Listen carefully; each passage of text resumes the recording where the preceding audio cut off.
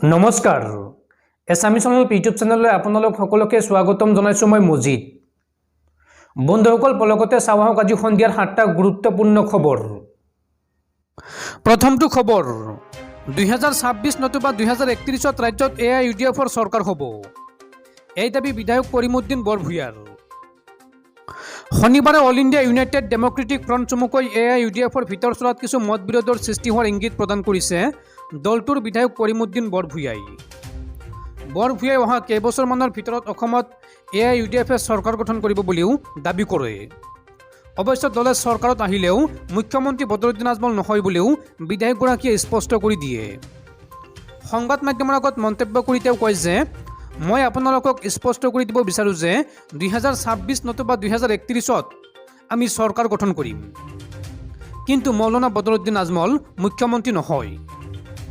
আমি জনসাধাৰণৰ অনুভূতি বুজি পাওঁ। মুখ্যমন্ত্ৰী আমাৰ মাজৰ কোনোবা এজন মূল সুঁতিৰ অসমীয়া লোক হ'ব, এই মন্তব্য কৰে কৰিমউদ্দিন বৰভূঞাই। AIUDFৰ বিধায়কগৰাকীয়ে লগতে শাসনাধিষ্ঠ বিজেপি দলে অবৈধ বিদেশী নাগৰিকক বিতাড়িত কৰিব নোৱাৰাৰ বাবেও তীব্ৰ সমালোচনা কৰে।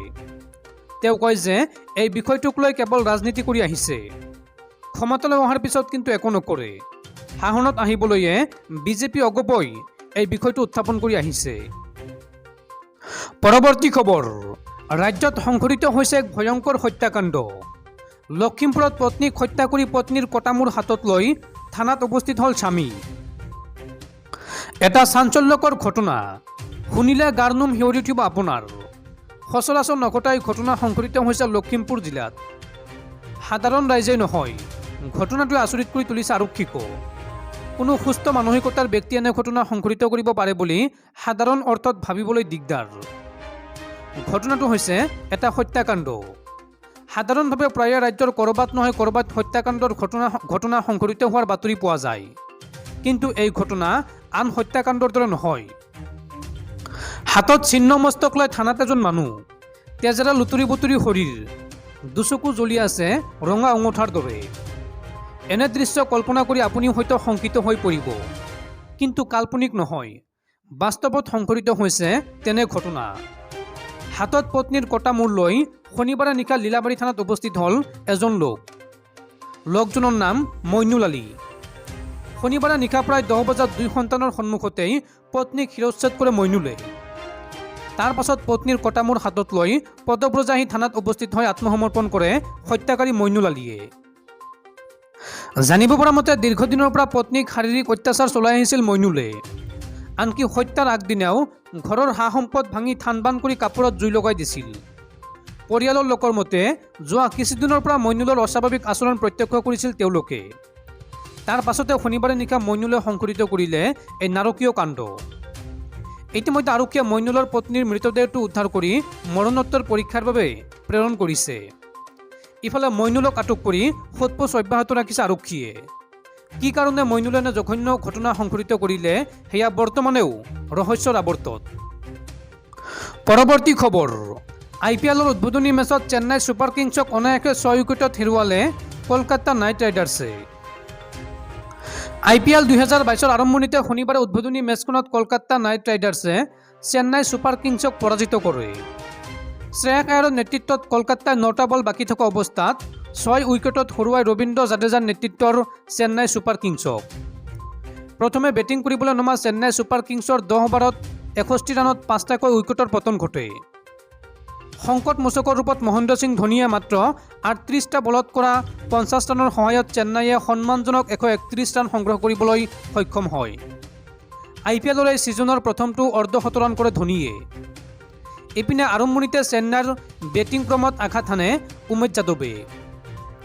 প্ৰথমতে যাদৱে 2টা উইকেট দখল কৰি চেন্নাইক বেকফুটলৈ ঠেলি দিয়ে। কলকাতাৰ হৈ বৰুণ চক্ৰৱৰ্তী আৰু আন্দ্ৰে ৰাছেলে এটাকৈ উইকেট লয়। চাপৰ মাজত খেলি ধোনী আৰু জাদেজাই 17 নম্বৰ অভাৰৰ পৰা আক্ৰমণাত্মক হৈ পৰে। চেন্নাইয়ে অন্তিম 3 অভাৰত 47 ৰান কৰে। ধোনীয়ে 7টা 4 আৰু এটা বিশাল জয়েৰে 38টা বলত 50 ৰান কৰাৰ বিপৰীতে জাদেজা 28টা বলত 26 ৰান কৰে। আনহাতে বেটিং কৰিবলৈ নামি কলকাতাই দুৰ্দান্ত আৰম্ভণি কৰে। প্ৰথম 6 অভাৰতে অজিংক্য ৰাহানে আৰু বেংকটছ আয়াৰে 43 ৰান সংগ্ৰহ কৰে। নীতিশ ৰাণাই 17টা বলত 21 ৰান কৰে। ৰাহানে 34টা বলত 44 ৰান কৰি আউট হয়। শেষত অধিনায়ক শ্ৰেয়াস আয়াৰ আৰু ছেম বিলিংছে ক্ৰমে 20 আৰু 25 ৰান কৰি কলকাতাৰ বিজয় নিশ্চিত কৰে। বন্ধুসকল, তাৰপিছত 4 নম্বৰ খবৰটো জনোৱাৰ আগতে আপোনালৈ এটা সৰু ৰিকুৱেষ্ট, যদি এতিয়ালৈকে এইটো ভিডিঅ'ত লাইক কৰা নাই তেন্তে প্লিজ এটা লাইক কৰি দিয়ক আৰু এনেকুৱা ধৰণৰ নতুন নতুন ভিডিঅ' পাবলৈ চেনেলটো ছাবস্ক্ৰাইব কৰি কাষত থকা বেল আইকনটো প্ৰেছ কৰি ৰাখক। পৰৱৰ্তী খবৰ, সাধাৰণ জনতাৰ মূৰত পুনৰ ৰামটাঙোন। আজিও বৃদ্ধি পালে পেট্ৰল ডিজেলৰ মূল্য। পুনৰ বাঢ়িল পেট্ৰল ডিজেলৰ দাম। 6 দিনত 5বাৰ বাঢ়িল পেট্ৰল ডিজেলৰ দাম। আজি গুৱাহাটী মহানগৰীত পেট্ৰলত 57 পইচা আৰু ডিজেলত বৃদ্ধি পালে 60 পইচা। আজি গুৱাহাটী মহানগৰীত পেট্ৰলৰ মূল্য প্ৰতি লিটাৰত 98 টকা 67 পইচা হৈছে। আনহাতে ডিজেলৰ মূল্য প্ৰতি লিটাৰত 84 টকা 79 পইচা হৈছে। পৰৱৰ্তী খবৰ, দেশজুৰি ব্যাপক চৰ্চা লাভ কৰা এটা কাশ্মীৰ ফাইলছ নামৰ চিনেমা চাবলৈ গুৱাহাটী বিশ্ববিদ্যালয় কৰ্তৃপক্ষই অৰ্ধচুটি ঘোষণা কৰা কাৰ্যৰ বিৰোধিতা সৌদ অসম ছাত্ৰ সন্থাৰ। গুৱাহাটী বিশ্ববিদ্যালয় কৰ্তৃপক্ষই বিগত 23 মাৰ্চ তাৰিখে এটা কাশ্মীৰ ফাইল চলচ্চিত্ৰ চাবলৈ বিচৰা শিক্ষক, বিষয়া আৰু কৰ্মচাৰীলৈ অৰ্ধচুটি প্ৰদানৰ বাবে জাৰি কৰা জাননীক লৈ জাঙুৰ খাই উঠিছে সৌদ অসম ছাত্ৰ সন্থাৰ গুৱাহাটী বিশ্ববিদ্যালয় গোট আৰু বিশ্ববিদ্যালয় আইন মহাবিদ্যালয় গোট।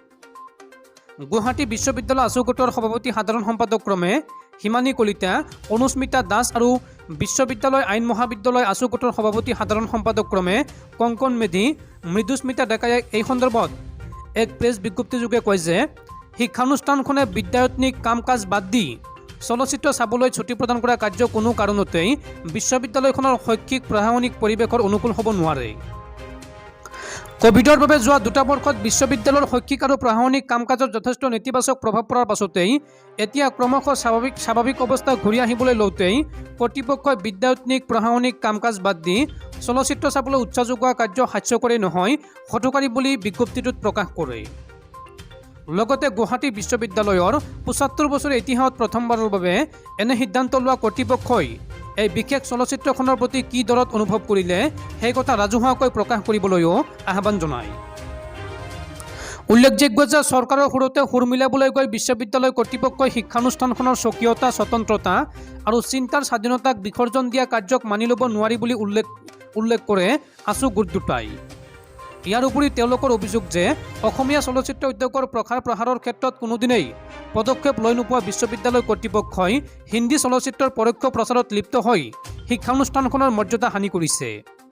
এনে সিদ্ধান্ত বিশ্ববিদ্যালয়ৰ গৰিমা, শৈক্ষিক পৰিৱেশ আৰু নিৰপেক্ষ স্থিতিৰ পৰিপন্থী বুলি উল্লেখ কৰি বিশ্ববিদ্যালয় কৰ্তৃপক্ষই বিশ্ববিদ্যালয়ৰ মান মৰ্যাদা অটুট ৰাখি এই সিদ্ধান্ত শীঘ্ৰে বাতিল কৰিবলৈ আছু গোট দুটাৰ তৰফৰ পৰা আহ্বান জনোৱা হৈছে। পৰৱৰ্তী খবৰ, 28 মাৰ্চ অৰ্থাৎ কাইলৈৰ পৰা 48 ঘণ্টীয়া চকাবন্ধ ঘোষণা সৌদ অসম মটৰ শ্ৰমিক সন্থাৰ। সৌদ অসম মটৰ শ্ৰমিক সন্থাই 48 ঘণ্টীয়া চকাবন্ধৰ আহ্বান জনাইছে। বাণিজ্যিক মটৰ বাহন কৰ্মী আৰু মালিকসকলৰ ওপৰত ৰাজ্য চৰকাৰে সম্প্ৰতি কৰা অত্যাচাৰৰ প্ৰতিবাদত সংগঠনটোৱে দুদিনীয়া ধৰ্মঘটৰ আহ্বান কৰিছে। সন্থাটোৱে এক বিবৃতিত অভিযোগ কৰিছে যে অসম চৰকাৰে কোভিডজনিত লকডাউনৰ ফলত যোৱা 2 বছৰত তীব্ৰ আৰ্থিক দুৰ্দশাৰ সন্মুখীন হোৱা বাণিজ্যিক বাহনৰ চালক আৰু কণ্ডাক্টৰসকলক কোনো ধৰণৰ সমৰ্থন প্ৰদান কৰাত ব্যৰ্থ হৈছে। সন্থাটোৰ মতে চৰকাৰে আৰোপ কৰা লকডাউনৰ বাবে বাহনবোৰৰ পৰা কোনো উপাৰ্জনৰ পৰিৱৰ্তে লোকচানৰ সন্মুখীন হ'বলগীয়া হৈছিল। কিন্তু এতিয়া একেখন চৰকাৰে অৱকাশ দিয়াৰ সলনি বাহনৰ ওপৰত জৰিমনা আৰু কৰ আৰোপ কৰি আছে। সংগঠনটোৱে লগতে কয় যে বিধানসভাত এখন মটৰ শ্ৰমিক কল্যাণ আঁচনি প্ৰৱৰ্তন কৰা হৈছিল যদিও ই এতিয়াও কাৰ্যকৰী হোৱা নাই। সন্থাটোৱে অভিযোগ কৰে যে কোনো বিত্তীয় সমৰ্থন অবিহনে চৰকাৰে কৰা এনে কাম অতিকৈ গৰিহণাযোগ্য। গতিকে বাছ আৰু সৰু টেক্সিকে ধৰি সকলো ধৰণৰ ৰাজহুৱা পৰিবহণ 28 আৰু 29 মাৰ্চত ৰাস্তাৰ পৰা আঁতৰি থাকিব।